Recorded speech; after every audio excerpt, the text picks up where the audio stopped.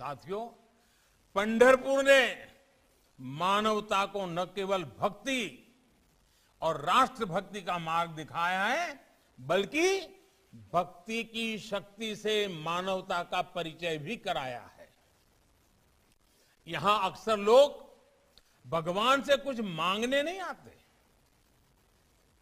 यहां विट्ठल भगवान का दर्शन, उनकी निष्काम भक्ति ही जीवन का ध्येय है।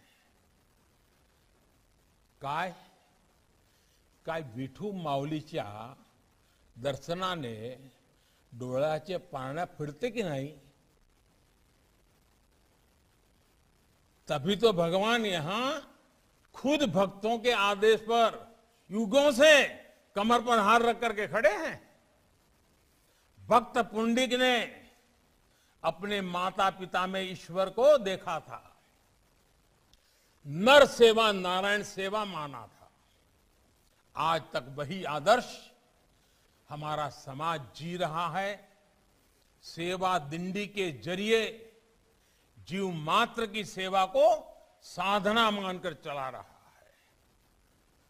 हर वारकरी जिस निष्काम भाव से भक्ति करता है, उसी भाव से निष्काम सेवा भी करता है। अमृत कलश दान, अन्नदान, ये गरीबों की सेवा के प्रकल्प तो यहां चलते ही रहते हैं। शिक्षा और स्वास्थ्य के क्षेत्र में आप सभी की सेवा समाज की शक्ति का एक अद्वितीय उदाहरण है। हमारे यहां आस्था और भक्ति किस तरह राष्ट्र सेवा और राष्ट्र भक्ति से जुड़ी है। सेवा दिंडी इसका भी बहुत बड़ा उदाहरण है। गांव का उत्थान, गांव की प्रगति, सेवा दिंडी इसका एक बहुत बड़ा माध्यम बन चुका है। देश आज गांव के विकास के लिए जितने भी संकल्प लेकर के आगे बढ़ रहा है, हमारे वारकरी भाई बहन उसकी बहुत बड़ी ताकत है।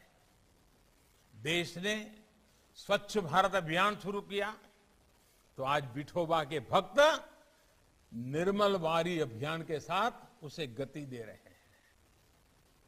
इसी तरह बेटी बचाओ बेटी पढ़ाओ अभियान हो, जल संरक्षण के लिए हमारे प्रयास हो, हमारी आध्यात्मिक चेतना हमारे राष्ट्रीय संकल्पों को ऊर्जा दे रही है।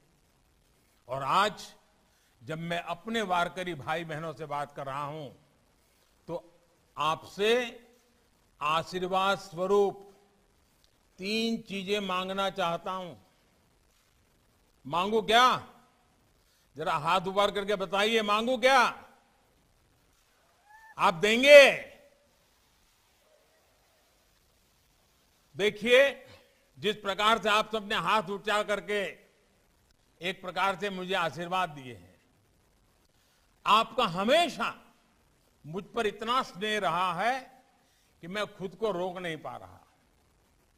मुझे पहला आशीर्वाद वो चाहिए कि ये श्रीमंत ज्ञानेश्वर महाराज पालकी मार्ग का निर्माण होगा, जिस संत तुकाराम महाराज पालकी मार्ग का निर्माण होगा, उसके किनारे जो विशेष पैदल मार्ग बन रहा है, उनके दोनों तरफ हर कुछ मीटर पर छायादार वृक्ष जरूर लगाए जाएं।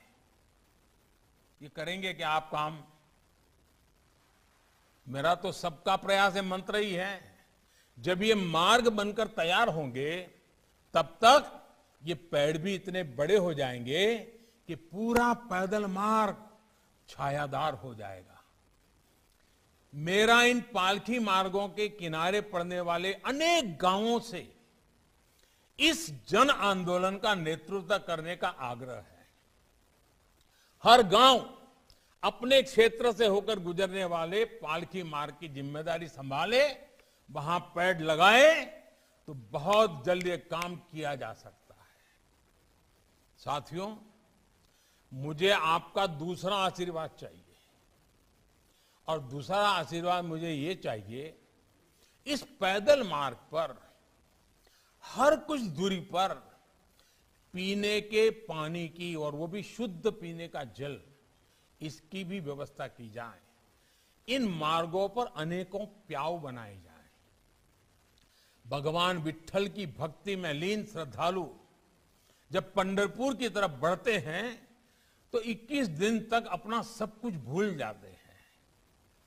पीने के प्याऊ ऐसे भक्तों के बहुत काम आएंगे। और तीसरा आशीर्वाद मुझे आज आपसे जरूर लेना है, और मुझे आप निराश कभी नहीं करोगे। तीसरा आशीर्वाद जो मुझे चाहिए वो पंढरपुर के लिए है।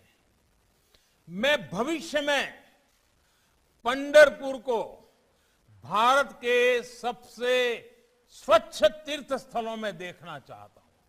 हिंदुस्तान में जब भी कोई देखे कि भाई सबसे स्वच्छ तीर्थ स्थल कौन सा है, तो सबसे पहले नाम मेरे विठोबा का, मेरे विट्ठल की भूमि का, मेरे पंढरपुर का होना चाहिए। ये चीज मैं आपसे चाहता हूं। और ये काम भी जन भागीदारी से ही होगा।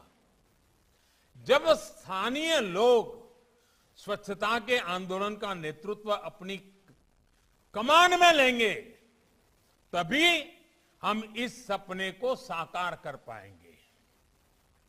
और मैं हमेशा जिस बात की वकालत करता हूं, सबका प्रयास कहता हूं, उसकी अभिव्यक्ति ऐसे ही होगी।